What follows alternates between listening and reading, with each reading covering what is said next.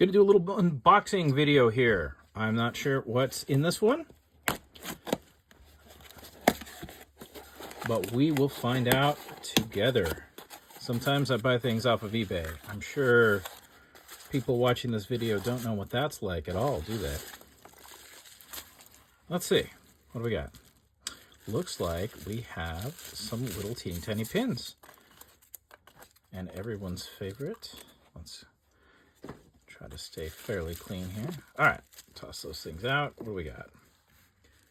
1, 2, 3 pins. Why did I buy this auction? Let's see. This looked pretty dang good.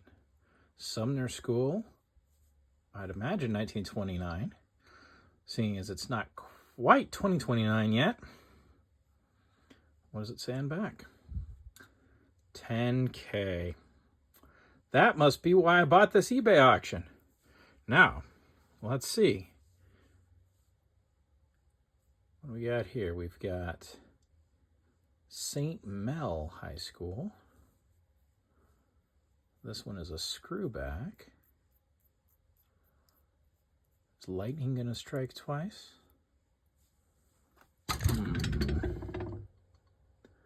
I don't think so.